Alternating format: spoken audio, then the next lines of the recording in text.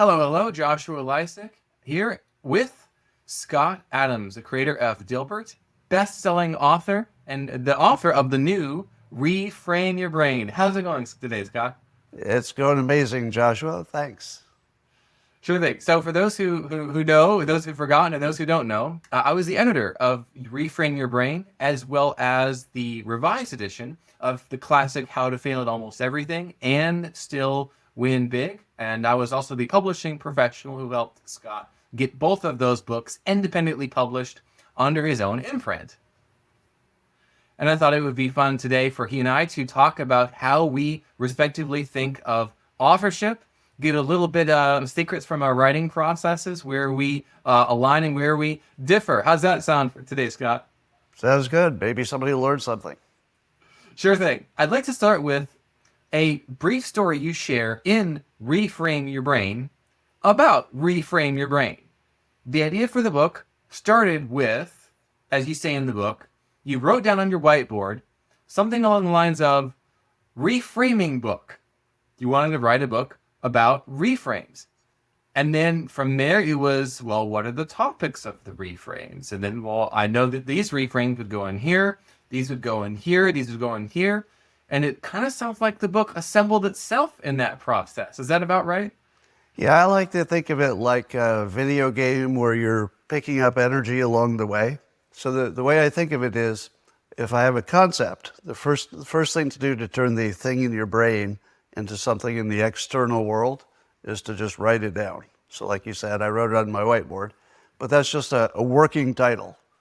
I don't know how close to the working title ended up to the final title, but I do the title and then I just live with it for a while. And I think, would I like to write a book like that? But then I mention it to somebody. And I say, well, if I wrote this book, would you want to read this book? And if I get a positive reaction, which I did with this book, I think, well, maybe I'll talk to my, at the time I had a book agent. So I talked to my book agent, and the book agent said, oh, that'd be a great idea. If you, plump that out a little bit, I can pitch it to your usual publishers, etc. So then I got excited, because here's a professional whose job it is to identify good books and then promote them to publishers. So then I started writing some bullet points. And I think, okay, maybe a chapter along these lines, or maybe this kind of content. And the next thing I'm looking for is to see if I enjoy the process. Because if I don't enjoy it, there's no way I'm going to get through it. Because writing a book is just this huge, ugly process that's painful in a way that I imagine giving birth is. No, I can't imagine giving birth, of course. But I do note that it seems so painful that there must be some kind of amnesia that women have so that they're willing to do it again. and I find that with writing a book. When I'm in the middle of it, I think, I'm never doing this again. I will never, ever put myself through this amount of mental pain. And then when I'm done, I instantly forget. And a few months later, I'm thinking, what would be a good name for a book? And it starts all over again. So you have this initial concept that you run it past yourself for a while. You run it past people who are in the know, so they could say, "Oh, actually, you might think that's a good idea, Scott, but it's kind of not." Then you come up with some ideas. How does this feel? Do I have enough ideas there? And it's almost like a process where there's a way of escape out of the idea to proceed with it, so that by the time you start writing it, you're certain you actually want to finish this book that you started. Is that the idea? Yeah, you could almost think of it like I'm assembling a monster to control me. So I'm like building something in the external world that includes expectations at first, and then eventually turns into a contract. And then the contract is like a monster, because it's like looking over your shoulder. We did give you a little money as an advance. We're expecting a book, and about in a month or so, we're going to ask you some questions about how far you are along. So it actually is a process where if you don't have enough energy to push your way through the project, because it's a big project, you create a monster whose job it is to scare you into performing. and effectively, the contract with the publisher is that monster. Now, in this case, I ended up going independent publishing, which is another story. So you had this initial idea, after which there was validation, and then there was accountability. So after it got the thumbs up, the green light, or I heard someone say this week, I got the green thumb for that idea. You had the accountability to actually finish it. What was it that led you to the reframing book idea in the first place as even a possible book that you could pursue? Well, I've got a background in hypnosis, as you know. Some of your viewers will know that. And I reframe things somewhat reflexively. But once you realize that reframing is a whole, let's say, skill among itself, it's like a subset of hypnosis, a subset of persuasion, and you see enough examples of it, you start thinking, wow, is it really so simple that I can create literally a sentence, just one sentence, that will replace the code in somebody's head? And it turns out that, just by luck, the AI world was born at the same time I was working on this book, and everything came together at the same time.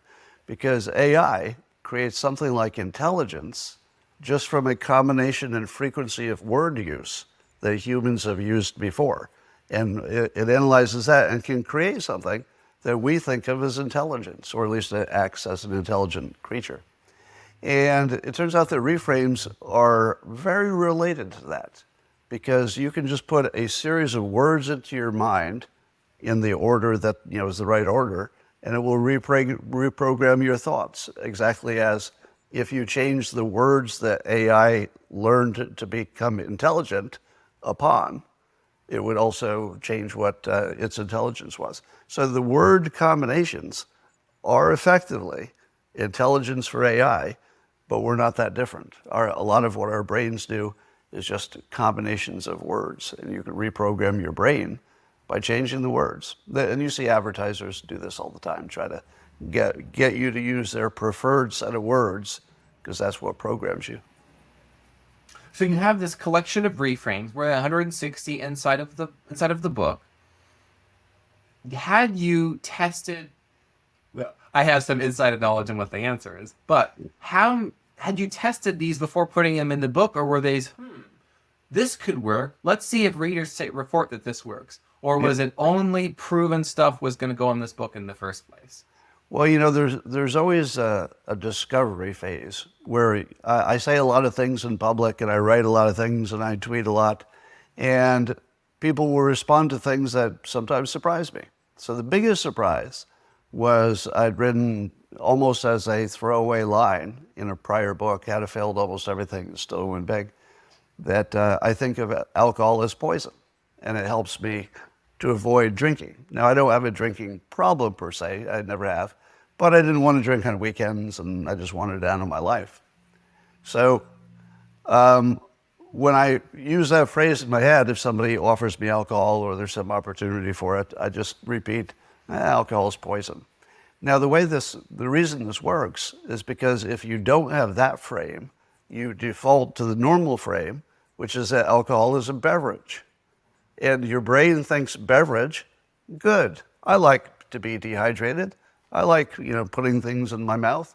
So your brain just uncritically says beverage, that's an option. But if you replace beverage with poison, your brain does the work for you. It's like, poison? Why would I want that? So one of the things the hypnotists learned that the regular public doesn't completely understand is that we are rationalizers, we're not rational creatures. We first have a feeling, and then we act, and then we make up a reason for why we did it. Now, if you think that only happens once in a while, then you can't be a hypnotist. You have to understand that that's the basic way we act. It's the default, it's all the time. Now, we do act rationally in things we don't care about. So if you're picking like the fastest way to get to a destination, that might be totally rational. But if you're picking the home you live in, the mate you're going to live with, the job you have to do for the rest of your life, even your commute, these are first things you feel, and then you figure out the reason after the fact. So that's very important. So once you realize that, you realize people are completely irrational. It becomes more obvious why you can program them with just irrational sets of words that just bypass their critical facilities, which are minimal to begin with. Whenever reframing or more broadly hypnosis comes up, this idea of using words to change thoughts, feelings, even kind of one's self-identity, there's always a, yeah, but is that ethical? Is that right? I can't be hypnotized because I'm not easily manipulated. Those sorts of objections and questions and concerns come up. What is your response to those? Is that right? Then that doesn't Well, sound right. I'll give you two answers. One is that we're all persuading each other all the time. That's what being a social species is. Even if you say you're not, you are dressing for other people. When people say, I dress for myself, I just like, well, you have no awareness of yourself. No, you're dressing for other people. We all are. We're presenting ourselves in ways that will advantage us. Maybe just not being embarrassed, but also maybe it's to get the job, get the promotion, get the mate, whatever. So we're pretty much always in that mode. What was your question? I think I went too far afield. Oh, no, that was fine. It was about this initial resistance to, wait a second, using Okay. words to change how I think and feel, other people manipulating me. So I answered the first part, and I promised you a second part. The second part is that when you are a trained hypnotist, you do have to go through this process where you ask yourself, can I use this power? Because we're all using it as amateurs, trying to look good and present ourselves, but that feels normal. That feels baseline. What if I use my secret sauce that nobody knows I'm using to get an effect? And that's where you end up drawing a line. So I found that in situations such as dating, let's just pick the ultimate unethical situation. I try not to do anything that would be, let's say, a non-obvious use of persuasion. I'll certainly use obvious uses of persuasion, but non-obvious stuff I would try to avoid. And it seems to me like working on the Reframe Your Brain book, the whole of them, a lot of them, are for bettering your life and bettering the lives of other people. Because one of your key reframes of success advice in your career is be useful. Yeah. And so every one of the 160 plus reframes, it seems to me, is how to be more useful to yourself or other people rather than how to use people. Right. The ultimate use of persuasion is to make the world a better place and make others better and make yourself better. So it's just a tool. You can use any tool for evil. But when I wrote the book, I was really thinking not just, oh, I can get a paycheck from this book.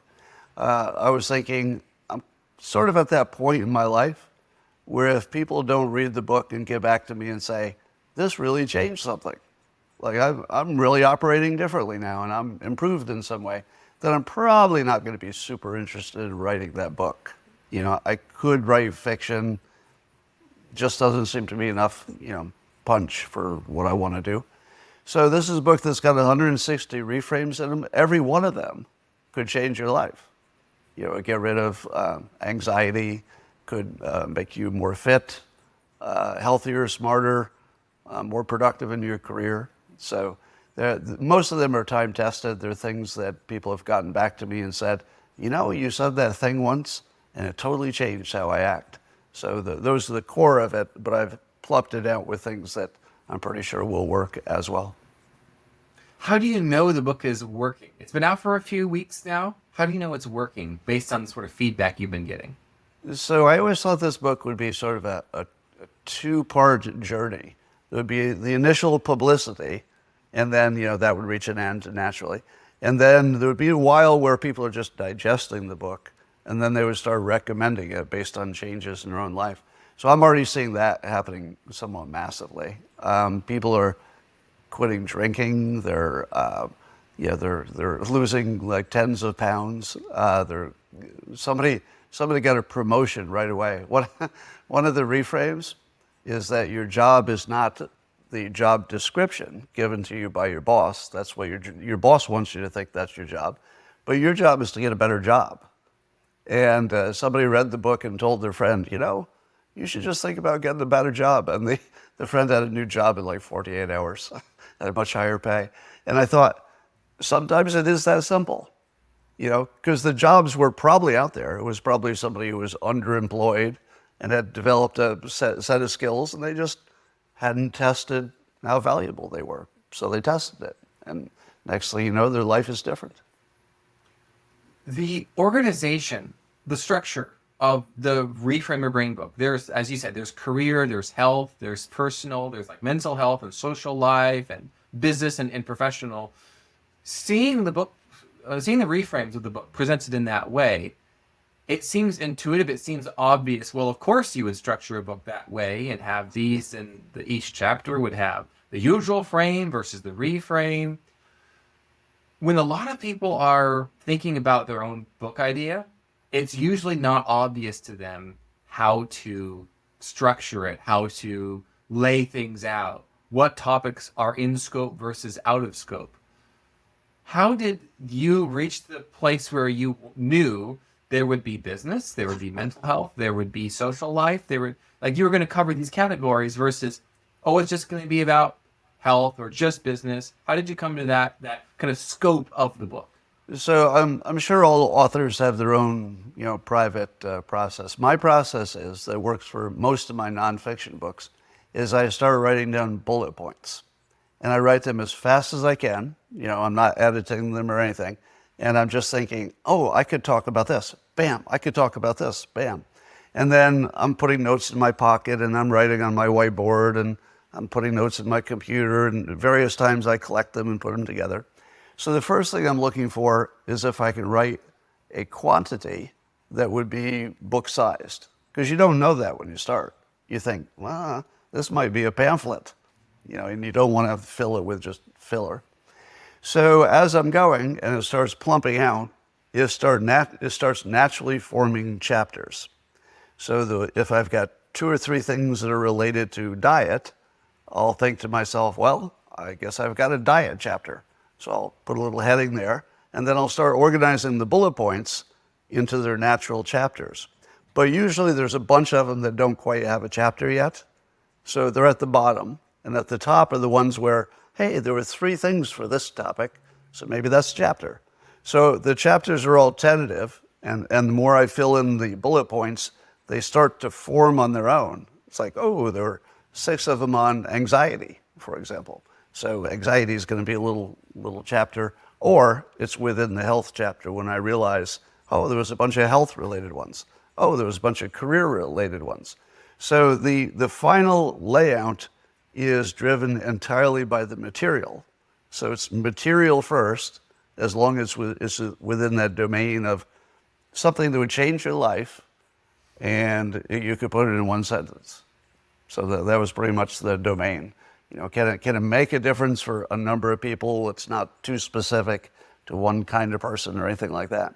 So it was pretty easy in this book to figure out what this galaxy was. And then when it was done, I could quite easily put them in their own categories. So what is interesting to me about the way you describe your process is I, a number of years ago, created a writing program called The Best Way to Say It. And what I teach for writing books, emails, marketing campaigns, sales pages, articles, Twitter, X, threads, is exactly what you just described. You start with a big idea, in this case, reframing book. So what is it? What is the big idea that everything needs to go to? And then you do this sort of, I call it a brain dump. You call it the bullet points. What are all the things that relate to this idea that I could talk about? And then from there, you do a what I call a restructuring process, where you look at what do they all have in common. And then you structure, you organize them, you put where they go. And so it sounds like what happens is kind of like a spontaneous emergence of a table of contents or a proto table of contents just from that process. And it's decided organically, which when someone sees it happen for themselves for the first time, it's, wow, I can talk about all this. It looks so organized, so clean. I had no idea. Yeah, but then, Scott, what do? You've got this, let's say this categorized list of bullets. Let's say one of them was mental health reframes, and maybe you had 20 in there during your outlining process. What do you then do to go from reorganized or restructured bullets to something like chapters? So once I've got a chapter title tentatively and a few bullet points in them, first of all, I never stop doing the bullet point process all the way, even when I've almost completely finished the book. At the very last part of the book, at the end, I just keep putting bullet points because they occur to you all day long, especially once you get into the process of writing it. So once you're in the process of writing, you've tuned your brain to this way of thinking because it's the thing you're concentrating all day. And then the universe just starts delivering because your brain is so tuned and filtered for receiving it. You just notice stuff all the time. So then I start plumping out the different bullet points within chapters. And once I have some chapters that look like chapters, and there will be many, many edits, lots of moving around, whole bunch of duplication where I've written things that look too similar in more than one place, and I have to go ferret them out. That's my biggest problem, by the way, because I write so quickly to make sure that I get something on the page that'll often duplicate things I thought or wrote before. So that's a tough one for me to go get rid of the dupes. But at the end, there's another process, which is I have to figure out what order to put the chapters in. Now, if it were fiction, it's a little more obvious. You know, the story progresses in a certain way.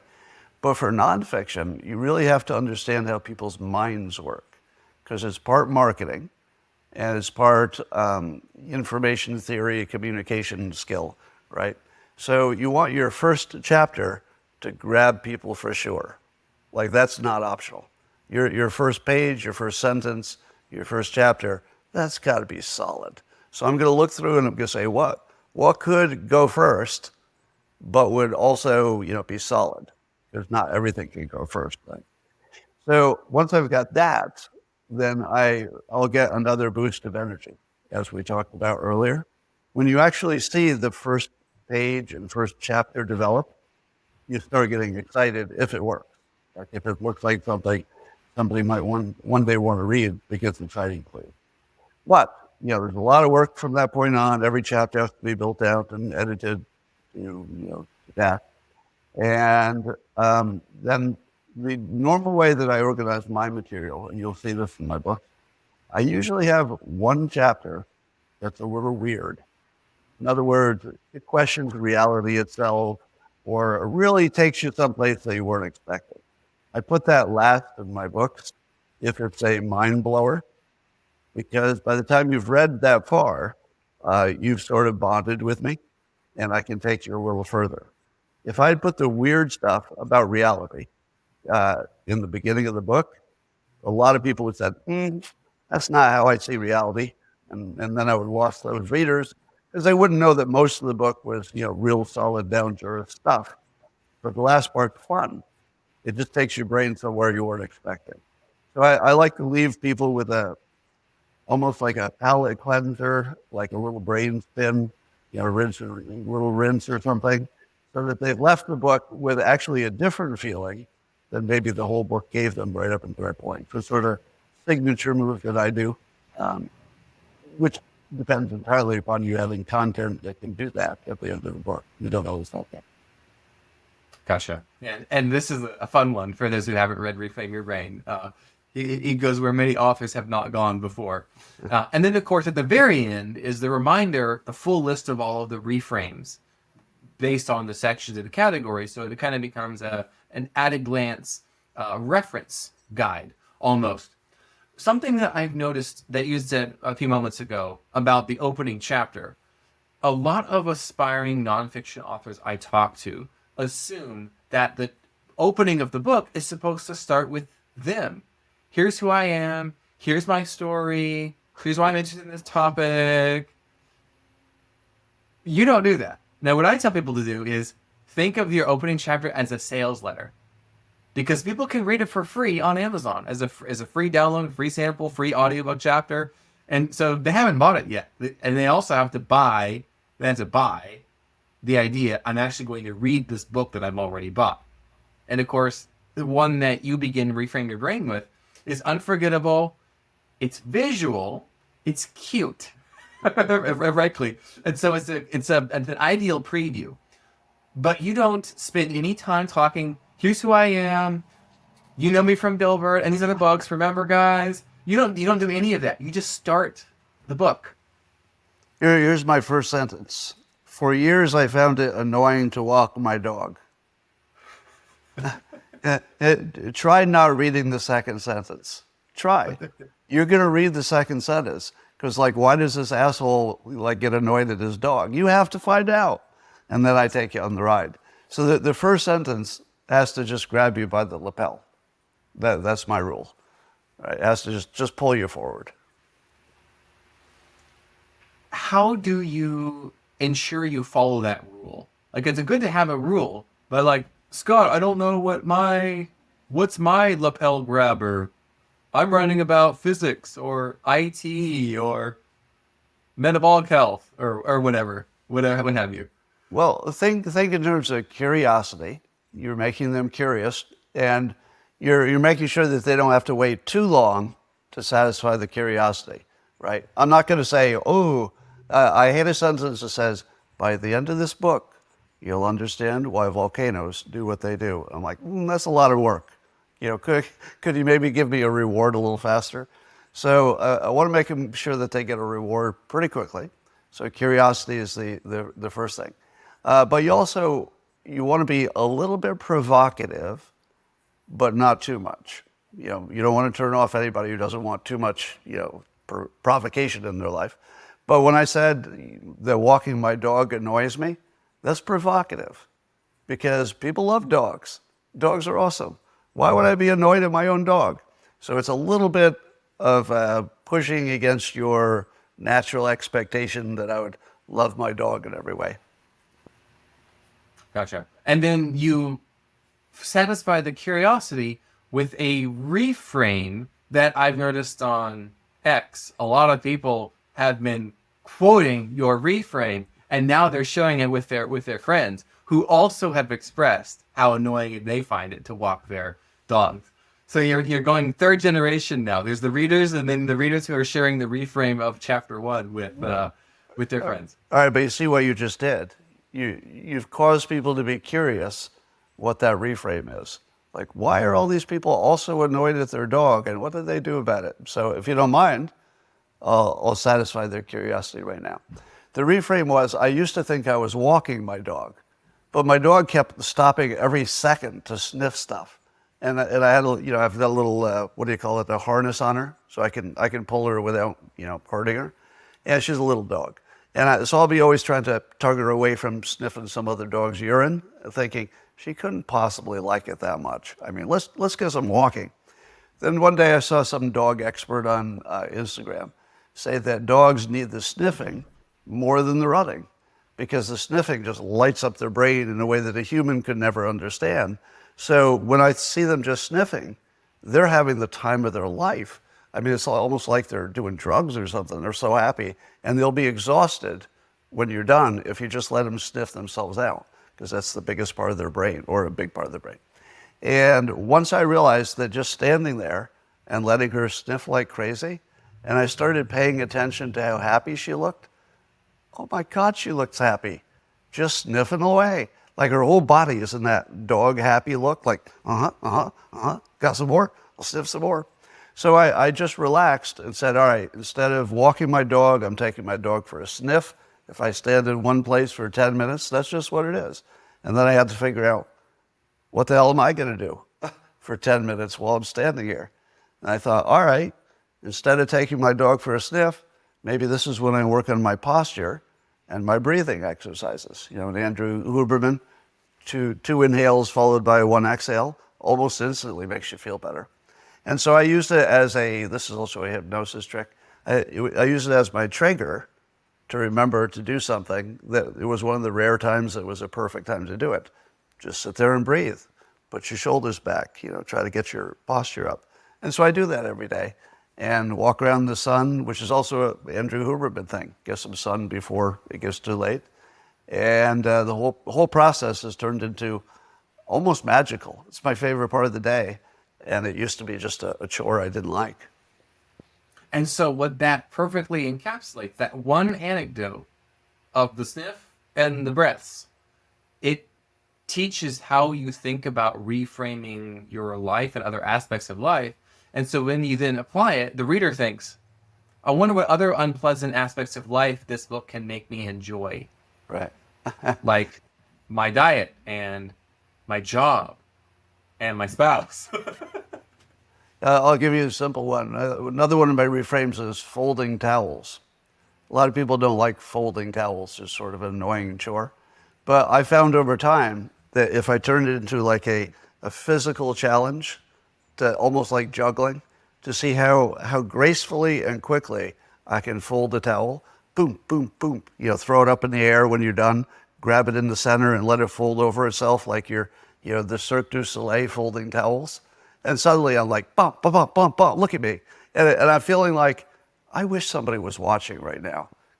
I am folding this towel so damn well. And then I'll put it on the pile with the other towels and I'll be like, stacked perfectly. Next. And if you can get the towels while they're still warm, when it's, let's say, a little chilly in your house, oh, it's just the best feeling. So you can take the dumbest things and just gamify them and say, how much skill can I put into this? Or when I'm doing other tasks, household tasks, I try to figure out what is the maximum amount of efficiency I can put into the system. So I've got something to think about and keep me busy and keep me entertained. And so I'm sure how the way many of you watching right now are perceiving this is, wow, taking something that's neutral to negative and making it invariably a positive. And that, of course, is a subtitle of the book, The User Interface for Happiness and Success. And so each of the reframes is taking something that's usually not seen as happy or seen as a chore or seen as, let's say, drudgery or perhaps uncertainty, like I don't know what to do, what should I do, and pointing the way towards a happier way, a more successful way across all areas of most people's lives. And then the idea is a user interface, which is a powerful metaphorical language because we are what? We are on our user interfaces all the time. And imagine if you have your own user interface to be more happy and successful. And the way to use the interface of your brain is with words. Yeah, Simple and little sentence changes and shifts. And when you say user interface, anybody who knows what that means, it makes it feel like it's practical, something that you can do too. It's like, oh, if you just tell me what button to push, I'll push that button. Not a lot of work involved. And that's what reframes are. They're not a lot of work. I don't ask anybody to keep a journal or, go apologize to people that they hurt or, anything hard. Nothing hard. You just read the sentence. And if it has meaning to you, it's one of the ones you need, it'll probably just stick with you forever.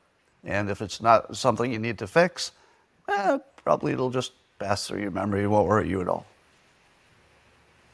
And at the beginning of the book, right where the free preview is still available, speaking of changing your life with a number of these, you give a little bit of a guarantee, which is if even just a percentage of these work for you, it has a potential to completely change your life. So I, as a potential reader, go, well, I'm going to buy this book because that's a big promise. I'm going to read it, and I'm going to modulate my expectations. If I read 5 of them and that's not relevant to me, I don't have a dog, my diet and weight is fine, whatever. I'm still looking for confirmation for that promise. It seems like a little bit of a helpful hypnotic trick, that technique that's being used. Good technique. Yeah, but it also has another benefit, which is the ones that are not directly applicable. Let's say, as your example, let's say your weight and your fitness are on point, but other people aren't, and you don't want to be the one who is telling them what to do. You could just say, I got a good book for you, or I heard a reframe that might be of interest to you, and suddenly you become the agent of change. You're the one who brings the tool to the person who needs it. So that could be empowering too.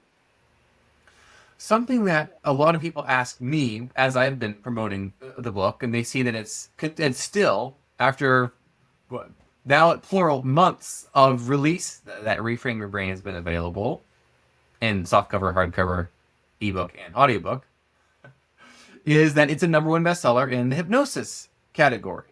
And the question a lot of people ask me still is, I know that you and of course Scott talk a lot about hypnosis. How do I learn hypnosis? And I tell people the best way to learn it is by being a beneficiary of it, by reading a book such as Reframe Your Brain and experiencing the subtle shift through words that has profound impact on your happiness and success. Is there a different way you would answer that question? What's the best way to learn hypnosis, Scott? Well, I usually tell them what doesn't work. If you're trying to learn how to put somebody into a trance, so-called trance state, where there's a subject and a hypnotist, I've never heard anybody learning that by reading a book or watching a video. That's sort of a hands-on. You got to be with somebody who teaches you, ideally somebody who actually hypnotizes you, so you can feel it from the inside as well as the outside. And it might take weeks and weeks of class to learn the nuances and to get it right. But if you just want to be effective in life, you don't need all that. I mean, you're not going to be putting people in trances very often. I do it never. Since I learned, I don't think I've done it.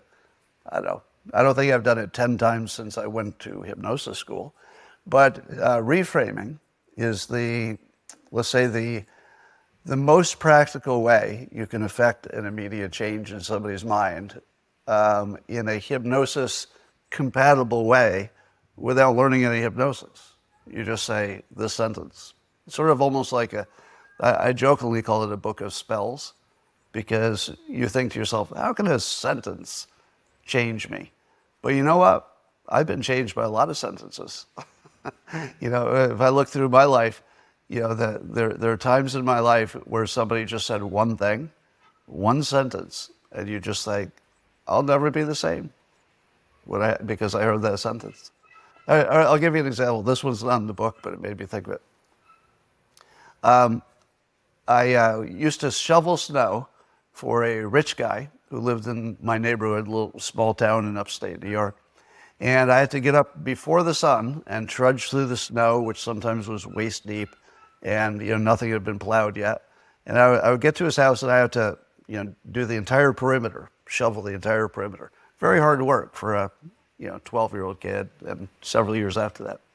And one day he went to pay me, and he was going to pay me so much, and it was so beyond the going rate for being a snow shoveler that I actually turned it down. I was like, I can't even take that. It was just an embarrassing amount of money. Now, embarrassing, you have to go back in time. It was probably $20 for what should have been a $5 job. All right, just to put it in perspective. But I guess I've been raised a certain way, and I just thought, that's just too much. I can't take that much money for this job. And he said, hold on, stop what you're doing. And he took me and he made me sit down on the stoop of his home. And he said, let me explain something to you. I remember he's in his 70s, had a lot of money. He had quite a life. And he was an old Greek man. He grew up in Greece. And he said, let me explain something. When somebody offers you something like this, it's because they want you to have it. You're doing me a favor if you take this, because you didn't ask for it. This is for me. I want you to have this. And I listened to that and I thought, really? He's giving it to me because he wants to be the giver. I'd never even considered that. It was a complete reframe. So from that day on, I've been in similar situations where people will offer me something and I'll think, I don't feel like I've earned it. That's a lot to be offering. And sometimes I still have to turn it down, but based on what it is. But I appreciate it in a whole different way. Now I know that somebody has this need that they're trying to fulfill, and I could be an agent of helping them fulfill it by getting more than I deserve. And it's a weird situation to allow yourself to take more than you deserve, because that's your favor to the person who's offering it. And I'd never thought of it that way. And that's another reframe, which takes a neutral to negative experience into a positive one. I was looking at my shelf while you were talking, and some of the very first books that I've written on reframing describe the art of designing reframes. They call it the structure of magic. You said it's a book of spells. It is that, where someone is going and having a hard time with something, be it, I can't accept that, I can't lose this weight, I can't, I won't, I'm struggling, a downer. And then a few words later, up, happy, on the way to success. It is a bit magical. It is just through language. Yeah, that's why I made such a big deal about the AI creating intelligence. Because if we didn't have that context, I don't think we'd fully understand that just the order of words being put into your head can be that fundamentally transformative. But if you pick the right words, they can be. One of the things that you are known for is, of course, persuasion. Oh, Scott's a persuasion guy. He talks about persuasion. And when I think of reframing, I think of it as self-persuasion. Exactly. Going from I'm having a bad time, hard time, not working, lack of success, to good time, good things are happening, feeling happier. Is that how you think of reframing? Like contextualizing reframing in your larger body of work? Yeah, I don't think of reframes as something I do to reframe somebody else. At most, I think here's a set of tools. Why don't you rummage through here and find out which ones might work for you? Because everybody's an individual, right? So I think of it as tool creation, not influence on my part, so that people can influence themselves. Yes. I was involved in the, let's say, perhaps you could say the sorting, perhaps the sharpening of some of these tools. What was your experience like collaborating with me on the manuscript that you had for Reframe Your Brain? Well, yeah, it's funny to say it right to you because, there's things I've said to other people about the process, not anticipating that you would ask me directly in public, but it's humbling. So the humbling part is I do this for a living, right? I'm a professional author. I'm supposed to be able to write a sentence that makes sense and is the good sentence every time. I should be able to nail this, and I think I do. And then I'll see your edits, and the whole time I'm angry, impressed. You know what I mean? I'm like, damn it! Well, that's pretty good. Damn it! Well, that's a good point. The whole process is like that for me. So the reframe that I would put on that is part of my job. I tell every author this, is that I'm the alpha reader. Like there's beta testers, alpha testers. I'm the alpha reader, the tester. The person is giving the first impression of how something hits, something lands, so that we can make it work better and be more useful for more people. And that reframe, I found people go, oh wow, that's really helpful. Does that resonate with you, Scott? That reframe? Well, say that again. I'm not sure I caught that reframe. Say that again. So some authors are leery of working with ghostwriters, editors, other professionals because it's like, well, criticism, like that's criticism. Oh, Versus okay. an alpha tester or like a I beta see. tester I of see. their manuscript and their ideas. It's, oh, well, I need that versus I don't know about that. Yeah, I've been through the editing process more maybe than the ghostwriting client would have been. So I've wrestled with more editors, more ways. So for me, it feels different. Like I've got more of a context on it. So I always see the editing process as insanely useful and something that I couldn't live without. So to me, it's like a necessity that is like going to the dentist. It hurts, but boy, you're glad you did it, compared to the alternative. So it does two things. One is it elates me when I watch things get improved, and I'm like, wow, that was better. And the other is it's just hard. It's hard to have anything that you've created have any kind of, let's say, note that, if you change this word or this sentence a little bit, or you move this to another section, that it would be better. It's just hard for your brain to accept that the third party has a view that you can't have, which is the observer's view. The writer can never have the observer's view. So to actually trust the observer's view is a skill as a writer. You have to learn to trust the other person. And, I do trust you, so that worked out. Thank you. I will point out, though, to viewers, listeners, there were times where you gave the author veto on recommendations, changes, and suggestions that I had, and I think it was because for most of them you had already done market testing on the way something was worded, Yeah. or an idea that you would run with. Yeah, there was one point where I suggested, I think we should use a metaphor like this instead, because this isn't as relevant as it once was. But then you pointed out how often the previous version, the tested version, has resonated. So you did go with that. A lot of people ask me, Joshua, what's it like to work with Scott? And it's not something I thought a lot about, Scott, because it was so straightforward. It was like business as usual. We have a manuscript. I do my thing. He gets it back to me. That's about what it was. How was the experience for you? Well, the thing that made it a good experience is the thing that makes everything a good experience in business. When you said you would do something, you did it. And when I said I would do something, I did it. And it's amazing how that makes everything work, right? It's like this magic thing. Oh, I said I would do this, and then I did it. Maybe, not as soon as I could, because, life gets in the way. But you expect that part. That's normal. So, just the fact that we both performed is an exciting experience. You don't often work with people who are doing exactly what you want all the time. That's rare. And we certainly had that with the Amazon.com shenanigans once it came time to publish. Yeah. Now, and I will say, I haven't said this to you privately, so I'll say it publicly. Okay. I do know that I can be difficult to work with.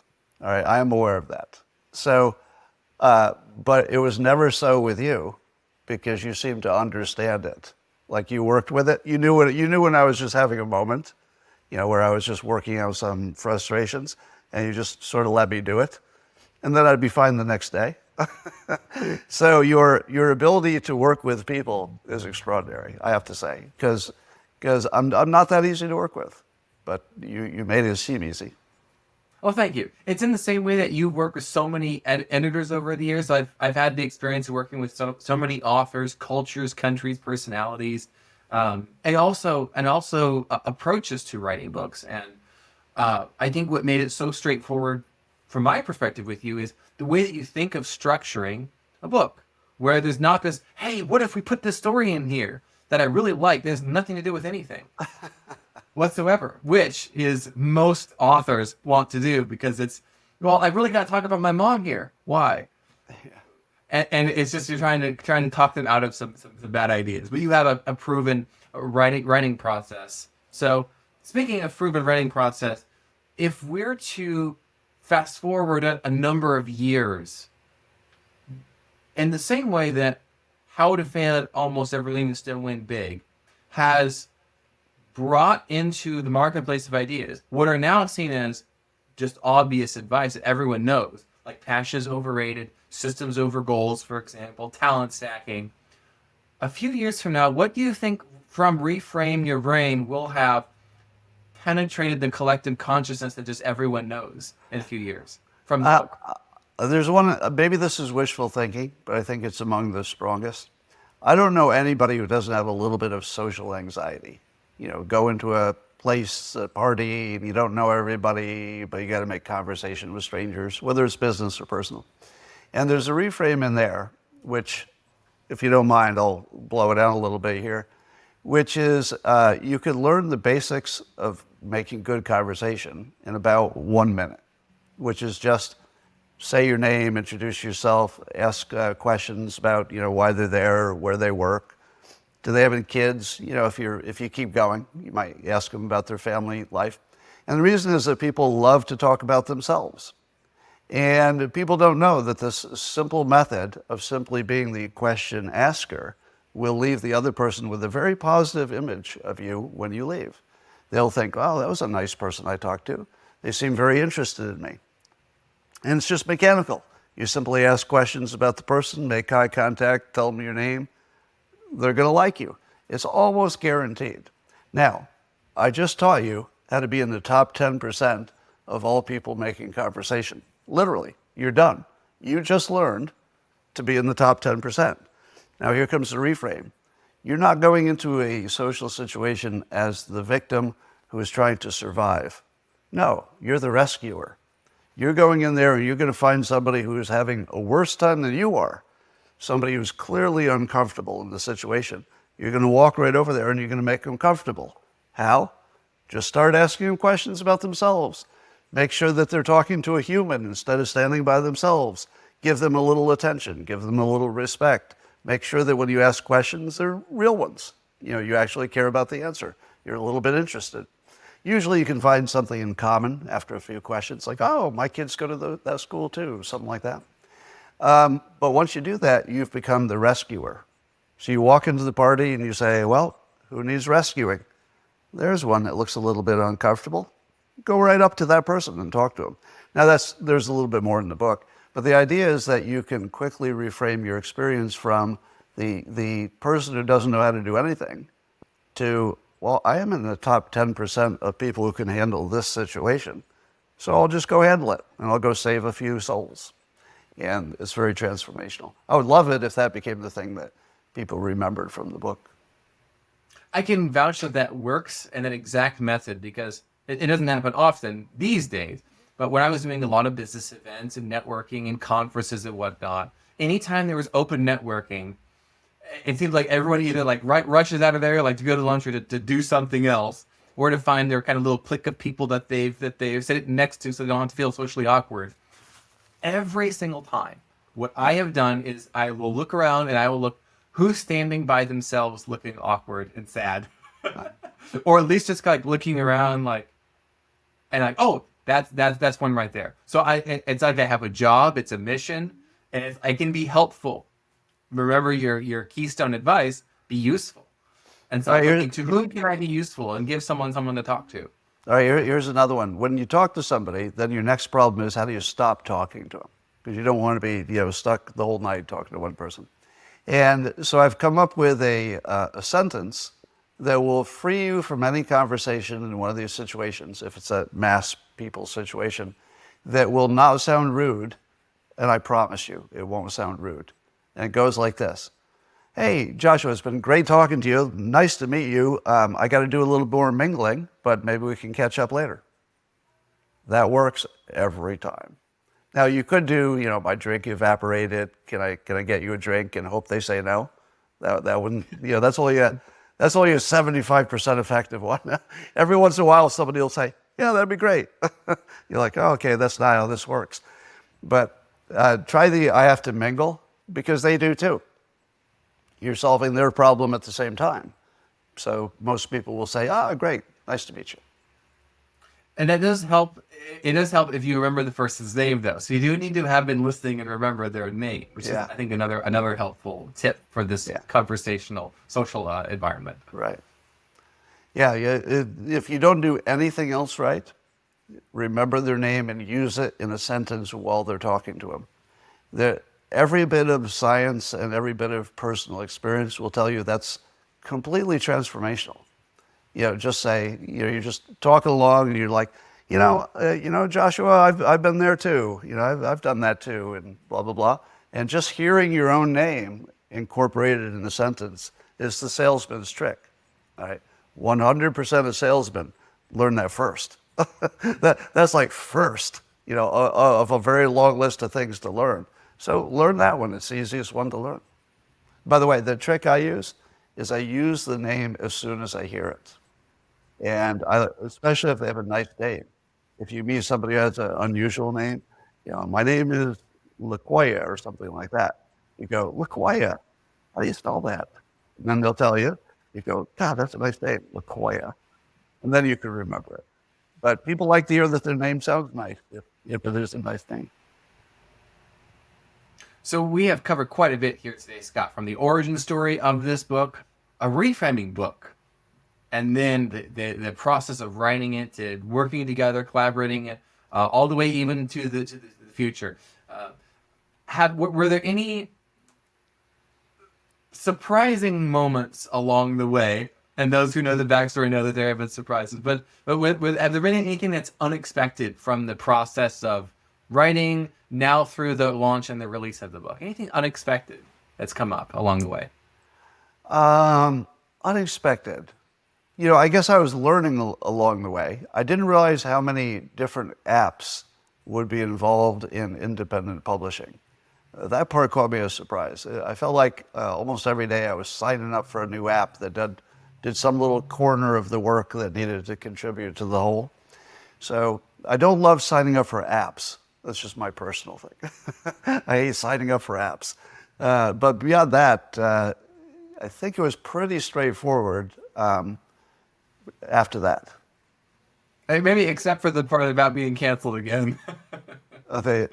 Well, who knows who's canceling me and what is coincidence these days, but it was difficult to get Amazon, let's say, on board.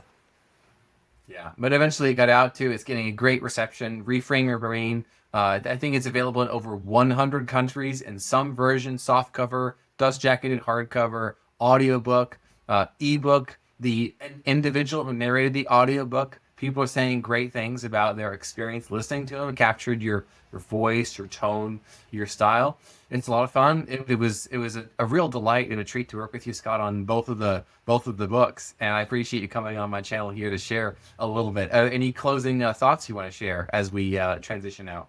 Well, if you want to feel good about your own work, I'll tell you that I've never had a book, and I've written quite a few books at this point.